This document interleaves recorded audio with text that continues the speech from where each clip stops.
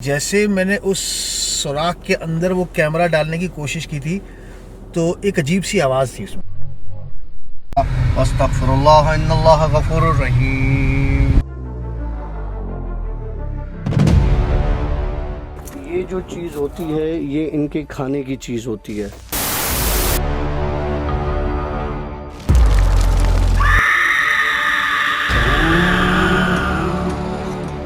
Alright friends, welcome to yet another the Bhoot show. The Bhoot show की एक और story के साथ मैं हूँ आशी, हमारे साथ मौजूद है डॉक्टर काशिफ और चलते हैं स्टोरी पर।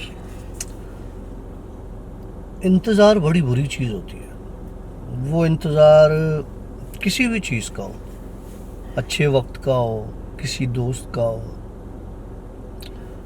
नसीब के किस्मत के बदलने का हो, मगर इंतज़ार बहुत बुरी चीज़ होती है। अभी का किस्सा है, मेरा अपना किस्सा है, और उस किस्से में आशी का बहुत बड़ा हाथ है। मैं अक्सर आशी के साथ व्लॉग्स पर दूर नहीं जाता और लंबे लंबे दिनों के लिए नहीं जाता, लेकिन फिर आशी की मोहब्बत है, जाना पड़ता है तो चले जाते हैं। एक चीज़ मुझे बड़े अरसे से तंग कर रही है, लास्ट वीक से बहुत तंग कर रही है। मैंने सोचा पहले कि मुझे इस बात को शेयर नहीं करना चाहिए, क्योंकि इस बात को शेयर करने से शायद कुछ ऐसा हो कि लोग ना जज बहुत करते हैं। और दूसरा ये कि सारी चीज़ें, आशी मुझे कहता है यार तू अजीब आदमी है, तू सारी चीज़ें बता देता है, खोल के सामने रख देता है, तो जो होता है वो होता है, मैं उसको क्या बंद करूं। हम जब से दरगाह से होकर आए, ठीक है, शेख ताहिर वाली, मुझे एक चीज़ सोने नहीं दे रही। मैं तकरीबन कोई 3 या 4 रातें तो नहीं सोया। बिल्कुल भी नहीं सोया, बिल्कुल भी नहीं सोया से मतलब यह है कि एक सेकंड की नींद भी नहीं की 3-4 रातों से। उसका मसला ये है कि एक चीज़ है जो मुसलसल आ रही है मेरे पास उस दरगाह के बाद, मतलब मंडे ट्यूसडे वेडनेसडे तक कंटिन्यू आई है, और वो मुझे कंटिन्यू कह रही है कि मैं तुम्हारा इंतज़ार कर रही हूँ, मैं तुम्हारा इंतज़ार कर रही हूँ। आजा आजा, ऐसे ही म्यूजिक चल रहा होगा पीछे। हाँ, सही कह रहा है। पिछली स्टोरी के बाद से जो है ना, जो भी इससे पहले हमने स्टोरी की, उसके बाद पूरे बदन में खारिश शुरू हो गई है। वो तेरे रोंगटे भी खड़े हो रहे बार बार, मेरे को अजीब सा हो रहा है। स्टोरी जल्दी एंड करते हैं ना। हाँ। हाँ। तो वो 3 रातें कंटिन्यू जागा हूँ मैं, और वो आके कहती है कि मैं तुम्हारा इंतज़ार कर रही हूँ। इंतज़ार कहाँ कर रही हूँ, कहाँ जाना है, वो किस तरह की है, कैसे आई। उसके चेहरे पे स्ट्रिप्स हैं, उसकी पूरी बॉडी पे स्ट्रिप्स हैं, जैसे जेबरा की तरह के, लेकिन वो जेबरा भी नहीं है, औरत। और वो जिस जगह पर है ना, उस जगह पर मैं इतना इजीली जा नहीं सकता, और मैं नहीं चाहूँगा कि मैं आशी को ले जाऊँ, लेकिन मजबूरी यह है कि उस जगह पर मुझे दोबारा जाना पड़ेगा। ओकरा, उस जगह पर दोबारा जाना पड़ेगा। कुछ समझा कि हाँ, किस्सा कहाँ गए, तो ओकरा किस्सा कहाँ गए। झूलेलाल का और कहाँ गए? हाँ भाई वैसे हमारे जो इंडियंस फैंस हमें यहाँ से देख रहे हैं, इंडिया से, हमने एक व्लॉग बनाया था हज़रत शेख ताहिर की दरगाह का। वो एक कंपाउंड वॉल बनी हुई है, उसके अंदर दरगाह भी है, मस्जिद भी है और मंदिर भी है। अच्छा, हमने तो नॉर्मली वो व्लॉग बना दिया, उस पर डॉक्टर साहब ने उस जगह पर बहुत सारी हॉन्टेड चीज़ें भी देखी, और वो इनफैक्ट पूरी जगह ही काफ़ी ज़्यादा हॉन्टेड थी। वो उस दिन हमारी तबीयत भी बहुत ज़्यादा ख़राब हुई थी, लेकिन खैर हमने वो व्लॉग बनाया, सब कुछ हमने ओके टेक अप्रूव मतलब अपलोड भी कर दिया हमने। जिन स्टोरी के साथ हमने छोटे छोटे से बिट्स लगाए थे उसके, और उसका कंप्लीट व्लॉग हमने छोड़ा था आशी डेली व्लॉग्स पर। अच्छा, अब उसमें जब हमने व्लॉग वो छोड़ा तो हमें इंडियंस दोस्तों ने बड़े हमें दुआएं भेजी हैं, उन्होंने थैंक्स भी किया है कि आपने हमारे भगवान झूलेलाल की जो है हमें दर्शन करवा दिए। तो अगर आप लोगों ने वो आशी डेली व्लॉग्स पे नहीं देखा तो आप ज़रूर देख लीजिएगा। एक कंपाउंड वॉल के अंदर तीनों चीज़ें मौजूद हैं और उस पर कहते हैं बहुत बड़ा जो हज़रत शेख ताहिर हैं उनको हिंदू कम्युनिटी, उनको मुस्लिम कम्युनिटी बहुत ज़्यादा अच्छे तरीके से अकीदतमंद है, उनके बहुत है। हाँ जी बिल्कुल। तो वो तो वहाँ से कुछ चीज़ें वहाँ के ये जिक्र चल रहा है स्टोरी का। वो कहाँ पर है, वो कहाँ से आती है, कहाँ जाती है, मैं बताता हूँ। हम जब घुसे थे, मैं पहले भी एक स्टोरी में बता चुका हूँ कि एक बिल्ली हमारे कंटिन्यू साथ साथ थी। वो बिल्ली मैंने पहले भी बताया औरत है, और वो औरत रोज आ रही है, और वो औरत दोबारा बुला रही है। और वो कहाँ है, उसकी जगह कहाँ है, उस दरगाह में। वही जो दरख्त बना हुआ था जिसके अंदर नहीं कुआं नहीं, जिस पे तो ताले लगे हुए थे। जिस पे 2 ताले लगे हुए थे। चलो, कहने लगी तू मेरे दरवाजे पर आया, तू मुझसे मिलने नहीं आया। अच्छा, आशी डेली व्लॉग्स पे हमने जो वो स्टोरी छोड़ी थी, जो व्लॉग छोड़ा था हमने, उस पे डॉक्टर ने मुझे कहा था कि दरवाजे को ताला लगा हुआ है लेकिन इस दीवार में 3-4 सुराख बने हुए। इस सुराख में दिख क्या है? डॉक्टर कहता है कि उसमें बहुत ज़्यादा रोशनी थी, लेकिन मेरे हिसाब से रोशनी थी, बिल्कुल अंधेरा था। हमने वो रिकॉर्ड किया था सीन, लेकिन जब हमने वो चीज़ रिकॉर्ड की थी तो रिकॉर्ड करते के साथ ही जैसे मैंने उस सुराख के अंदर वो कैमरा डालने की कोशिश की थी तो एक अजीब सी आवाज़ थी उसमें, एक अजीब सी आवाज़ थी ना, इस तरह की अजीब सी एक आवाज़ थी। तो वो भी आप नोटिस कीजिएगा कि उसमें आप लोग अलग अलग तरीके से लोग अलग अलग आवाज़ महसूस कर रहे हैं उसको। तो वो बताइएगा वो किस तरीके की आवाज़ थी। वो उस कमरे में है और वो मुझे रोज आके कहती है, 3 दिन से कंटिन्यू, सोया नहीं, कि तुम मेरे दरवाजे तक आए, मुझसे मिले नहीं। जब उसने मुझे बताया कि मैं वो चीज़ हूँ, तो मैंने कहा तुम, जब मैं आया तो तुम मेरे साथ साथ ही चल रही थी। जब मैंने तुझे कहा कि जा तो तू चली गई। तो उस वक्त अगर मुझे पता होता कि तुम वहाँ हो तो मैं वहाँ अंदर आता। कि लगी बस मुझे वो ताले खुलवा दे। अच्छा, ताले तो ऐसे वो लगे हुए थे कि मेरे ख्याल से खोलेंगे भी नहीं, जैसे किसी ने उसके अंदर सीमेंट घुसाई हुई थी। उसमें उसको बंद किया गया है और वो अभी की बंद नहीं है। वो कुछ नहीं कर सकती, उसके अंदर कोई इतनी ताकत नहीं है। वो कहती है मुझे यहाँ से निकाल, तू आ, मुझे यहाँ से निकाल। अब उसका मकसद क्या है उसने नहीं बताया, वो क्या चाहती है उसने नहीं बताया।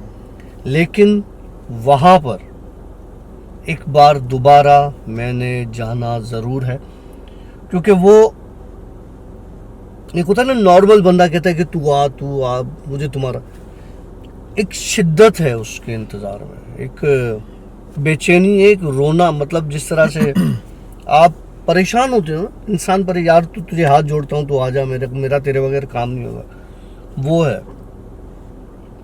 और मैं इस बात को लेके बहुत परेशान हूँ। इसके साथ एक और चीज़ है, जब ये जाती है मेरे पास से तो एक बंदा आता है उसके जाने के बाद। लंबा चौड़ा बंदा है, गोरा चिट्टा बंदा है, और ऐसे उसके मालाएं और पता नहीं क्या क्या, उसका अजीब फकीरों वाला हाल है, लेकिन बहुत खूबसूरत बंदा है। वो मुझे कहता है कि ये हरकत नहीं करना। वो हरकत हो भी नहीं सकती है क्योंकि वहाँ पे पहरा है, लोग हैं, पुलिस वाले हैं, उनके दरगाह के चौकीदार हैं। वो एक कमरा एक ऐसे कंपाउंड के साथ है, सारी दरगाह खुली हुई, सारा एरिया खुला हुआ है, एक कमरा है जिसपे 2 ताले और इतनी बुरी हालत, इम्पॉसिबल है कि वो किसी तरीके से खोला जाए या तोड़ा जाए। और उसमें इतने से सुराग है, इतने से, सिर्फ 3, और वो अंदर ही है। और वो बुजुर्ग आके मुझे कहता है, वो फकीर आके मुझे बोलता है कि ये काम नहीं करना, इससे नुकसान होगा। अब मुझे समझ में नहीं आता वो बंदी सही है या वो बंदा सही है। नहीं, वो बंदा सही है, हम नहीं जाएंगे भाई। झूलेलाल से हम होकर आ गए, हमने आप लोगों के लिए वो वीडियो रख दिया, दैट्स इट। अब ये लोग बताएंगे कि मुझे वहाँ दोबारा जाना चाहिए या नहीं जाना चाहिए, और आशी के साथ जाना चाहिए या अकेले जाना चाहिए। अब जब भाग जाए यहाँ से। जहूर को लेके जाओ। ये स्टोरी एंड हो गई। हाँ। एक हम कल बैठे हुए थे जहाँ पे चाय हम लोग पीते हैं, ढाबे पर। हम लोग वहाँ पे चाय पी रहे थे, तकरीबन रात के मेरे ख्याल से 1:30-2 बज रहे होंगे ना। तो वो इरशाद नहीं, कोरी, उसने अपने गांव का एक किस्सा सुनाया। उसे बताया कि हमारे गांव में एक औरत है, वो बिल्कुल 70-80 साल की बुढ़ी, मतलब उसकी आंखों में भी झुर्रियाँ, बिल्कुल एक ज़ईफ औरत टाइप की होती है, बड़ी नेक खातून है वो। कह रहा उसके साथ एक मसला है, आपके साथ बड़े अच्छे तरीके से बातें करेगी, सब कुछ करेगी, लेकिन एक वक्त उसका रम्स चेंज हो जाता है, वो एक अलग ही कैफियत में चली जाती है बंदी। तो हमने कहा अच्छा वो कैसे, क्या होता है? अब हम जिन स्टोरीज करते तो हमारा फिर सारा ध्यान वहाँ पर जाता है। कह रहा है जो अपना दूसरा मिर्ज़ा है खुर्रम, कह रहा है ये हमारे पास आया था गांव में, तो हम लोग इस बंदी के पास चले गए। कह रहा इस बंदी के पास गए, बंदी बिल्कुल बुढ़ी है और बड़ी नेक खातून है। हमने कहा चलो इससे मिल लेते हैं, लेकिन इरशाद कहता है जो उस गांव का है, वो कहता है कि हमने इसका वो रम्ज देखा है, तो हमें डर लगता है। डर नहीं लगता। वो कहता है हमें एक शरारत सूझी। हमने कहा चल भाई मिर्ज़ा तेरे को आज मिलवाता हूँ। अच्छा, मिर्ज़ा के लिए शरारत सूझी। हाँ यार मिर्ज़ा चल तेरे को मैं उस खातून से मिलवाता हूँ। अब वो होता है ना अक्सर कि यार इस दोस्त के साथ सीन करना है, तो वो मिर्ज़ा हमारा बनावा कुदरती एक सीन है, तो वो हर चीज़ में ऐब निकालना, हर चीज़ में। अच्छा मिर्ज़ा के साथ शुरू से एक प्रॉब्लम रहा है कि उसको एक वक्त था जब उसकी शादी भी नहीं हुई हुई थी, बैचलर लाइफ में। उसके साथ क्या होता था कि उसको उंगलियों पर, हाथों पर एक अजीब सी खारिश होती, जैसे अभी नहीं मेरे साथ खारिश का सीन हो रहा है, तो मुझे वहाँ से वो स्टोरी याद आई ना। हमने पहले स्टोरी की, स्टोरी के बाद से मुझे खारिश शुरू हो गई अजीब, यहाँ वहाँ, मतलब कह रहा स्टोरी ख़त्म करूँ जल्दी से और जाके नहाऊँ मैं। तो उसको क्या होता था कि यहाँ पर उंगलियों पर जो वो क्या कहते हैं छाले निकलते थे, बलून्स पानी वाले जो होते हैं छाले, वो। तो वो क्या करता था सारा दिन यहाँ पे सनी प्लास बांध के रखता था, लेकिन उसको खारिश रहती थी ना हाथों पर ये वो। अच्छा उस खातून से उन्होंने मिलवाया उसको, मिर्ज़ा को। अच्छा अभी खातून बैठी और बेटा कैसे हैं आप, ठीक ठाक हैं, सिंधी में वो बात करती है, मैं इसको उर्दू में ट्रांसलेट कर रहा हूँ। कैसे हैं आप, ठीक ठाक हैं, जी जी आंटी हम बिल्कुल ठीक ठाक हैं, आप खैरियत से? हाँ बिल्कुल ठीक ठाक। बातें चलती रही, कहाँ से आए हो? उसमें बताया मैं हैदराबाद से आया हूँ। अच्छा यहाँ कैसे, ये इरशाद वाले दोस्त हैं? अच्छा। अब मिर्ज़ा को खारिश की बीमारी है। अब मिर्ज़ा ने क्या किया, बात करते करते अम्मा भला आपकी उम्र कितनी हो गई? अम्मा ने बताया कि भाई मेरी उम्र जो है 70-80 साल हो गई है। और अम्मा आप बिल्कुल ठीक ठाक हैं? अम्मा ने इसके यूं खारिश करना देखा और मिर्ज़ा रमज़ा गई। अम्मा की कैफियत चेंज। अम्मा के सामने मसला क्या होता था कि अम्मा के सामने जो भी यूं खारिश करेगा ना, तो अम्मा अपनी उस कैफियत से निकल के दूसरी कैफियत में चली जाती थी, हाइपर हो जाती। उसकी कैफियत क्या होती थी, उसने मिर्ज़ा जैसे पूछा और अम्मा आपकी उम्र कितनी होगी और आप खैरियत से हैं? मिर्ज़ा ने खाली यूं खारिश की। अम्मा ने बोला तेरी मैं माँ तेरी मैं बहन को, तू मेरे साथ, तेरी मैं उठ यहाँ से निकल। कह रहा है ये क्या था? कह रहा है भाई इसको ये भूत चढ़ता है जब तुम उसके सामने बैठ के खारिश करो। कह रहा मेरे सारे इरशाद, कह रहा मेरी माएँ बहनें बैठी हुई है, फैमिली वाले सब बैठे हुए, ये बुढ़ी भी एक फैमिली की औरत है। कह रहा जैसे मिर्ज़ा ने खारिज की, मिर्ज़ा तेरी भेड़ को, मिर्ज़ा ने कहा क्या हो गया यार? कह रहा इसकी माँ, इसको तुम क्यों लेकर आए यहाँ पे? मिर्ज़ा यूँ कहा मैंने क्या कर दिया यार? तेरी भेड़ को पूछता है मैंने क्या किया? मिर्ज़ा खारिश भी कर रहा है और बोला मैंने क्या किया भाई? कह रहा उठ भाई मिर्ज़ा भाग। बेचारी बुड्ढी की कैफियत ऐसी थी कि वो खड़ी होके जब तक मिर्ज़ा गया नहीं ना, मिर्ज़ा की ना उसने माँ छोड़ी ना उसने बहन छोड़ी, उसके सामने का मसला ही होता था।